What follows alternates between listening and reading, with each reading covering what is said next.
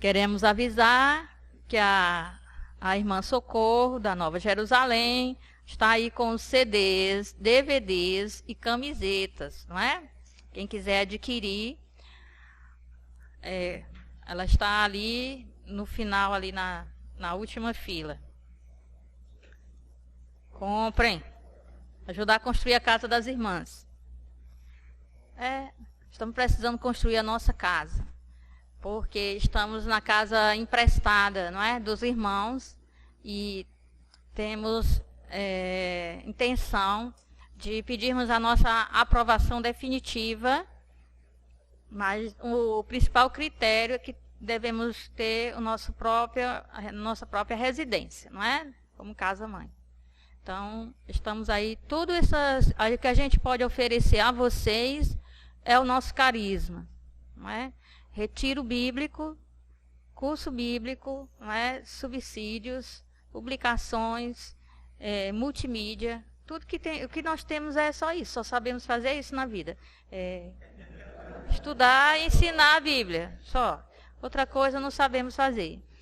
Ainda tem gente lá em casa que sabe cozinhar, eu nem isso sei. Então, tem gente que sabe cantar, eu fico na intercessão, né? Então, isso que nós temos para oferecer, né? E é uma forma da gente... eu digo que eu tiro tudo da Bíblia, né? Só faltava tirar da Bíblia a parte material. Então, o meu sustento e das minhas irmãs é tirado da Bíblia, né? Então, tudo vivemos da Bíblia.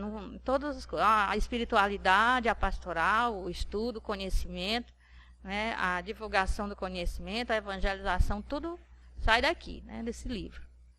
Então, as limitações, às vezes, é porque a gente não tem as obras adequadas, não é? Nós temos uma biblioteca muito boa, muito especializada, mas, às vezes, é necessário um livro mais recente e nós não temos, né? Então, também o meu conhecimento de judaísmo já está meio, né? Está precisando de uma renovada. Isso significa ir para Israel, né? No futuro, se for da vontade de Deus. Então, essas coisas, então a gente agradece, vocês contribuem conosco, né? Com a faculdade, o curso oferecido pela faculdade. É uma forma, né, da faculdade também oferecer a vocês um curso de pneumatologia que possa dizer, como Paulo, não deixar vocês na ignorância, né? Não deixar sem o conhecimento a respeito de um assunto que é tão importante. Então, dito isto, né, todos esses avisos, então vamos aqui para a nossa última parte do curso. Hoje veremos como poderíamos fazer pneumatologia. Pneumatologia é o discurso teológico sobre o Espírito Santo. Não é catequese e nem é pregação. Então, nós temos, acho que no momento atual que nós vivemos, nós temos muitas pregações sobre o Espírito Santo. São positivas, não é que não haja pregações. Mas o conhecimento religioso no cristianismo, desde o início, ele se desenvolve em três principais etapas. A primeira etapa é a evangelização. Então, a evangelização é preciso ir à Escritura, anunciar aquilo que está na Escritura, para que as pessoas tenham conhecimento e elas possam ser, a fé delas, de cada pessoa, possa ser uma expressão da mesma fé que está na Escritura. Então, evangelização, o anúncio, o querigma é a primeira parte, que, infelizmente, poucas pessoas têm. Tem muita gente que se diz cristã, mas o conhecimento básico da mensagem de Jesus, as pessoas não têm. Não têm um conhecimento básico da mensagem de Jesus que se insere. A mensagem de Jesus está inserida num processo de revelação mais amplo que começa com Israel. Então, a mensagem, nem se conhece a mensagem de Jesus, e quando se pensa que se está conhecendo a mensagem de Jesus, ainda não está, porque não supõe essa mensagem como um desdobramento e planificação daquilo que se iniciou em Israel. Então, a primeira parte do conhecimento é a evangelização. A segunda parte é a catequese. A catequese é uma explicitação já de certos elementos e ela supõe uma evangelização. A nossa catequese ultimamente está muito em crise, né? Porque nossa catequese supõe que a pessoa que vai receber a catequese é evangelizada, só que não é. Então, a catequese, ela teria que ser o segundo passo e posterior à evangelização. O problema agora é que a catequese tem que ter um momento prévio de evangelização para depois explicitar aquela mensagem numa praxe. A catequese é o que é próprio da vida cristã, a praxe cristã, como é ser cristão. Tem um livro muito importante que eu gosto muito, do bispo anglicano, já falei várias vezes nele, o Nicholas Thomas Wright, que um é simplesmente cristão e o outro sou cristão, e agora? Então, supõe assim, o que é realmente ser cristão? Isso é a catequese. O que é específico? É aquilo que está nas cartas de Paulo. As cartas de Paulo são catequese. Ou seja, o que eu posso fazer, como posso me comportar diante de certas realidades. Então, eu estou convivendo num mundo, num contexto. Como é que eu interajo com esse contexto e vivo a minha fé cristã nesse contexto? O que é específico do cristianismo? Circuncisão faz parte do cristianismo? Tipo de roupa, de cabelo, de veste, de não sei o que, isso faz parte do cristianismo? Então, a catequese de Paulo é para dizer o que é elemento essencial do cristianismo, como vivenciar o cristianismo, não é?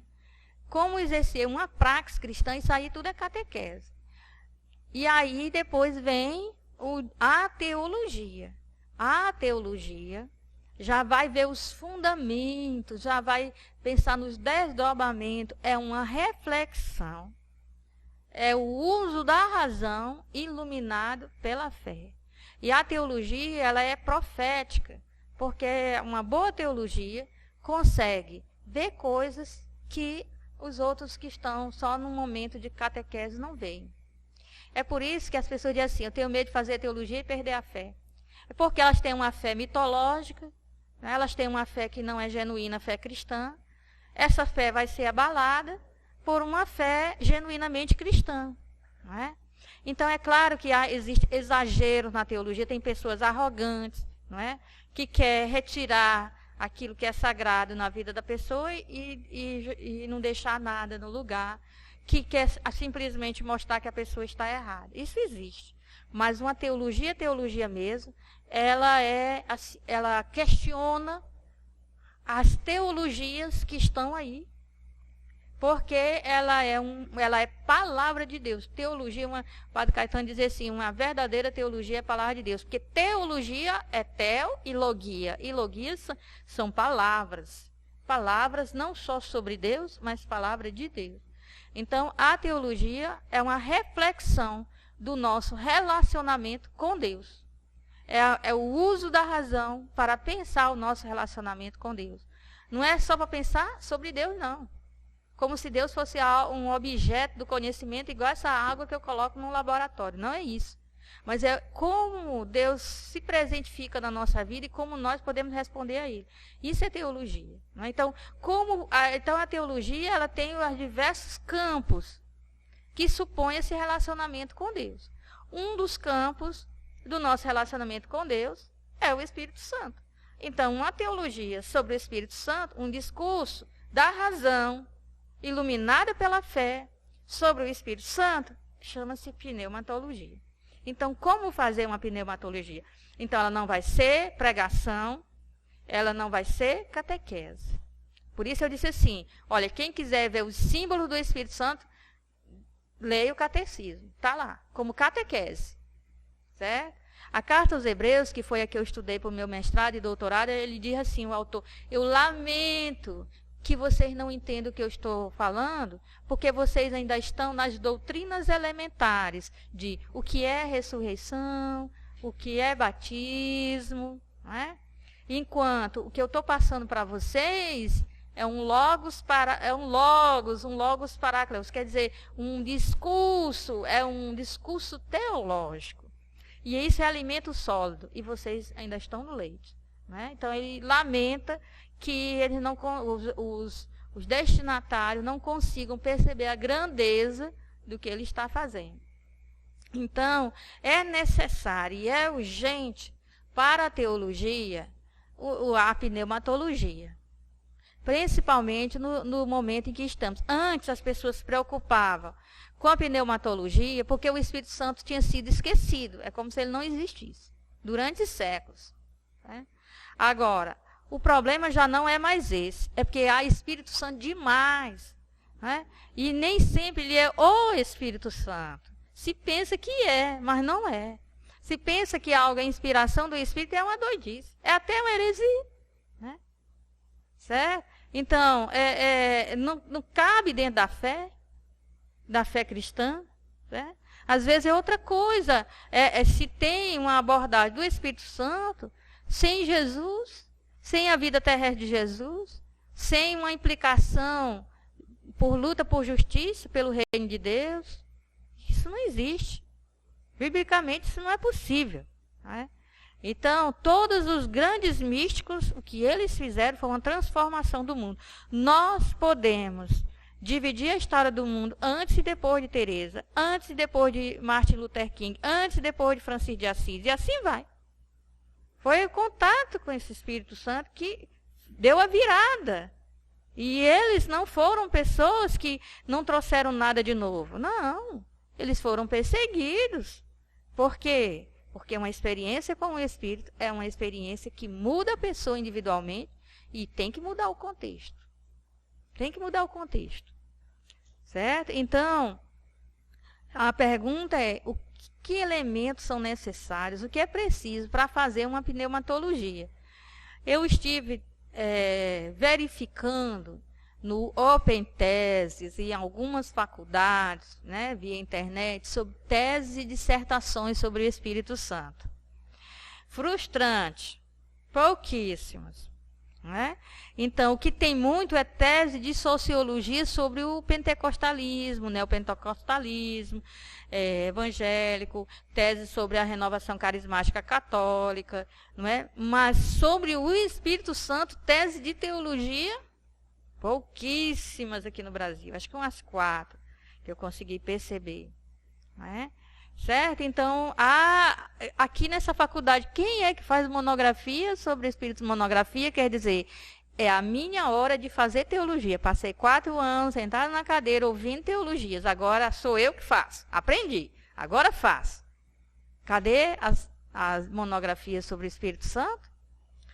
Vamos ver, não é? Ai, ai. Então, como fazer uma abordagem teológica sobre o Espírito Santo, obviamente. Bom, primeira coisa é essa.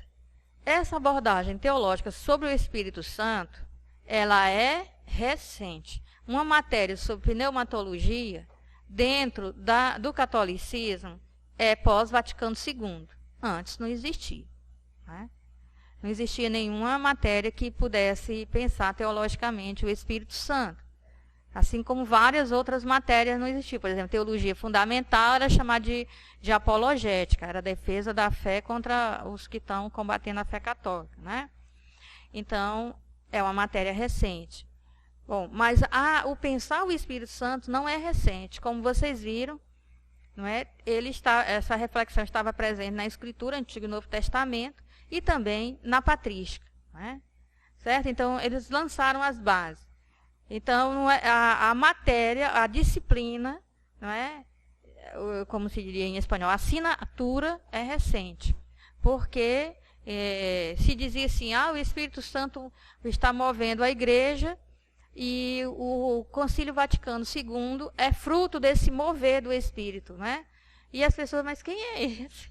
Parece muito com os discípulos de Jesus, o encontro dos discípulos de Jesus com os discípulos de João Batista, lá no Atos dos Apóstolos. Os discípulos de Jesus dizem assim: vocês foram batizados? Fomos. É mesmo? Vocês foram... Que batismo vocês receberam? O batismo com o Espírito Santo? Não. Nós nem sabemos quem é ele. Né? Nós nem sabemos quem é o Espírito Santo. Então, parece que a gente agora poderia também dizer, mas quem é? O que é? Como se relaciona com... Se diz tanta coisa hoje em dia sobre o Espírito Santo, não é? Então, é uma coisa recente, é preciso... Mas é recente, mas não é recente. Porque o concílio, não é, terminou em 65, certo? Vamos fazer 50 anos de concílio no próximo ano. Então, no próximo ano já começa a abertura do concílio, já celebramos, né? Que começou em 62. Começou em 62 e terminou em 65. Então, nós estamos nos preparando para os 50 anos do concílio. Então, não é tão recente assim. Por favor, já dá para estar presente numa grade curricular de uma boa faculdade de teologia, uma disciplina sobre pneumatologia. A explicação de que não é necessário uma disciplina de pneumatologia, porque nós já temos uma disciplina de trindade, não é argumento suficiente, porque então nós não teríamos a cristologia, porque também já temos a trindade, não é? Bom, então, a pneumatologia é a reflexão teológica sobre o Espírito a partir de sua ação e de seus efeitos. Então, para a gente fazer, a primeira coisa que nós devemos ter em mente, numa pneumatologia ninguém vai pensar abstratamente o Espírito Santo. A gente tem que fazer como a Bíblia faz. A gente só pode pensar o Espírito Santo a partir da atuação do Espírito Santo. O que a Bíblia faz é dizer, o Espírito está atuando. Eu percebo isso e isso e isso nessa atuação no mundo e em mim. Na pessoa que fez, porque, detalhe, só pode fazer pneumatologia quem realmente crê no Espírito Santo tiver essa experiência. Da mesma forma que qualquer teologia só é feita a partir da fé. Né? Então, quem não tem a fé, faz sociologia da religião, faz psicologia da religião, faz filosofia da religião, mas não faz teologia. Né? A teologia, o sujeito está envolvido, faz a experiência e consegue perceber que essa experiência pessoal faz parte de uma experiência maior de um povo. Né? No Antigo Testamento, cada indivíduo que fazia essa experiência, colocava essa experiência pessoal na experiência do povo de Israel. No Novo Testamento, se faz uma leitura da experiência pessoal, certo? É inserida na experiência de Jesus e dos seguidores, da comunidade dos seguidores de Jesus. Não pode separar. Então, ninguém faz aqui ficar fazendo igual na escolástica, uma abstração, não é? Uma ontoteologia sobre o Espírito Santo, que não vai funcionar. Não é? Essas considerações sobre que as pessoas faziam na escolástica era pegar os filósofos, ver o que os filósofos tinham dito de Deus e aplicar essa ideia filosófica de Deus ao Deus de Jesus Cristo. Isso não é possível. Não é? O que nós sabemos de Deus é do Deus que nos foi transmitido, não é? Através da fé que nós recebemos, age em nós e nós nos relacionamos com Ele. E vemos o que Deus fez e está fazendo e vai fazer. É isso que se faz teologia. Então, não Deus não é pensar Deus como um motor imóvel, um Deus imutável, e aí, a partir desse Deus de Aristóteles, eu aplico ao Deus de Jesus Cristo e a Jesus Cristo. Não é isso, não. É a partir do que Jesus nos disse na sua vida e nas suas palavras sobre Deus, aí é que eu posso saber alguma coisa de Deus. Diga, Marcelo. Na verdade, eu só ressaltar essa questão de nós ainda não aprendemos a viver essa experiência de encontrar como Deus se manifestava na Bíblia, como o povo da Bíblia vivenciava Deus. Por mais que a gente estude, e eu falo a grande massa, né? Eu creio que nós ainda estamos acostumados, nós somos mal acostumados pela própria igreja a ter todas as respostas. Então, Deus para a gente é aquele Deus que o magistério já vem ensinando, e como uma vez você falou, quando a gente estava gravando aquele podcast, as pessoas ainda, por mais que penetrem na fé, ainda têm medo de se questionar e questionar a fé, de buscar refletir sobre o Espírito, com medo de perder alguma coisa. Nós ainda não estamos prontos para isso. Eu acho que precisa mais 50 anos e 50 mil ailas para poder fazer essa catequese adequada. Não, mas aí é que está, porque qual é o papel do educador? A gente sensibiliza, pelo menos, não é? E aí a gente está plantando aqui as sementes e a gente tem que acreditar. Eu acredito na força da semente. Eu acredito na força da semente. Então, a semente tem uma força e ela age, não é? E essa força que é o próprio Deus que dá força a essa semente, que é a palavra. Toda palavra é honesta sobre Deus, né? Que a pessoa pelo menos tenha a intenção de que ela realmente seja uma palavra genuína sobre Deus, que não seja de enrolada, porque tem palavra para enrolar, tem demais, não é? Ela funciona, porque quem educa fala, mas o Espírito trabalha tanto em quem está educando, em quem está sendo educado. Então, quem está falando, em quem está ouvindo. Então, às vezes, as pessoas procuram e dizem assim, olha, mas no dia que você disse assim, assim, assim, assim, aquilo mudou tudo na minha vida. Eu disse assim, mas eu não disse. Mas foi isso que eu entendi, quer dizer, já foi o Espírito que ajudou a fazer uma leitura, não é, da própria vida da pessoa, que eu não sei da vida da pessoa. Não é? Então, aquilo que foi dito como um conhecimento agiu diferente. Então, eu acredito muito que isso aqui já é um passo, porque eu sempre fui uma das pessoas que disse, e a matéria de pneumatologia não vai ter aqui? Tanto que na hora que do apelo, a gente não pode dar sugestão, a não ser que a gente esteja disposta a pôr em prática, né? Aprendi isso. Então, aí me chamaram, eu não pude dizer não, porque desde que eu frequento aqui a faculdade, vindo de vez em quando, que eu vim de Belo Horizonte, quando agora que há 2 anos eu voltei e tenho assumido, eu fico, e a matéria sobre o Espírito Santo? Então, quando me pediram, eu não pude dizer não, né? Não é a minha área, não é a minha área. A minha área é Bíblia, né? Mas a gente tem que ter tudo na cabeça, a fé inteira, não é? Então, claro que a minha área é a Bíblia, eu me sinto mais à vontade em Bíblia e judaísmo e menos na sistemática, mas eu sou cristã, eu tenho que entender sobre o Espírito Santo. Então, como é possível uma pessoa ter um título de doutor em teologia e não dizer, não, eu não sei sobre o Espírito Santo? Eu não me sinto à vontade, não é? Então, a gente tem que saber alguma coisa. E essa alguma coisa que a gente sabe, a gente transmite, e eu acredito na força da semente. Agora, é preciso também as pessoas saírem do comodismo. Então, eu já disse, pregação, catequese, teologia são diferentes. É bom que haja pregações, mas a vida cristã baseada só em pregações não se sustenta no mundo atual.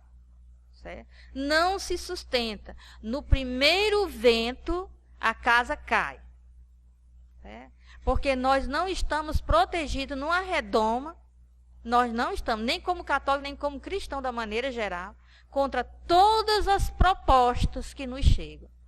Ou nós nos esclarecemos e somos fundamentados na Escritura e naquilo que os primeiros hermeneutas da Escritura escreveram, ou a casa cai. Certo? Cai a pessoa que tem medo de um curso de teologia porque vai perder a fé, ela não tem segurança nenhuma naquilo na fé que ela diz que tem, certo? Então, cabe aí as pessoas começarem a despertarem, saber como é que faz e passarem a a dizer, bom, pelo menos não era bem o que eu pensava. Então, não dá para viver só de pregação sobre Jesus, sobre o Espírito Santo, sobre alguns temas. Não dá. Tem que ter o alimento sólido. Pregação é a primeira coisa. É para quem não tem nada. A pregação é para quem recebe pela primeira vez a mensagem cristã. Certo? Então, uma pneumatologia, uma reflexão sobre o Espírito Santo, tem que partir da ação do Espírito Santo. Mas a ação do Espírito Santo, agora, não foi agora que o Espírito Santo começou a agir. Então, tem que partir de onde que ele começou a agir. E aqui nesse livro diz que ele começou a agir na criação. Então, tenho que recorrer a esse livro para ver como as pessoas foram entendendo a ação do Espírito Santo. E tomando cuidado no processo da revelação, porque eu não posso parar. Se eu faço só pregação, eu posso pegar uma passagem bíblica de Samuel, do segundo livro de Samuel, e falar do Espírito Santo que unge para a guerra e manda matar. Eu posso. Porque é só pregação, é só tema, é uma leitura superficial. Agora, quando pegar esse livro para ver, vai dizendo como que o ser humano foi compreendendo e termina com Jesus. Não é? Com aquilo que Jesus disse, com aquilo que Jesus mostrou sobre a ação do Espírito Santo. Porque não existe nenhuma possibilidade de se falar sobre o Espírito Santo sem mencionar aquele que é pleno do Espírito Santo, que é o próprio Cristo, é o ungido, não é o Messias. Certo? Então, é aquilo que como ele age, ele em ação e os efeitos da ação do Espírito Santo. Né, que os efeitos da ação do Espírito Santo é tema mais da matéria chamada teologia da espiritualidade, que vê os efeitos do Espírito Santo na história, não é, do cristianismo, como esses efeitos foram sendo notados em pessoas que foram proeminentes, que tiveram uma forte experiência com o Espírito Santo e tiveram uma proeminência que se via com mais clareza os efeitos do Espírito Santo aí nessas pessoas, como os grandes místicos, não é, da humanidade. Então, não é uma abordagem superficial, nem abstrata sobre o Espírito Santo. E, principalmente, não é grito. Não é grito. Há aí uma compreensão neopentecostal de que quanto mais se grita, mais ungido é. E isso também não é só neopentecostal, é também católico. Até na hora do boa noite, as pessoas dizem assim, mais alto, mais alto, mais alto. Por quê? Eu digo assim, boa tarde para vocês. Eu digo calmamente, vocês calmamente respondem boa tarde. Quantas vezes eu digo assim, mais forte? Eu preciso dizer isso. Vocês precisam gritar boa tarde para mim, para que eu saiba que vocês estão animados para esse nosso encontro aqui. Não é? Por que tem que ser barulhento? Olha, essa versão do espírito barulhento é uma versão antiga. O que já no Antigo Testamento essa versão foi corrigida. As pessoas acham que uma oração ungida é uma oração que tenha muito barulho, muito cântico, muito grito, muito amém, depois de 3 palavras, ou então, se não for no ambiente católico, for no ambiente evangélico, aleluia, depois de 2 palavras. Não é? Isso não significa unção. Então, no Antigo Testamento, no primeiro livro dos Reis, o encontro de Elias com Deus no Monte Horebe já corrige essa questão barulhenta do Espírito Santo. Teve todas as manifestações teofânicas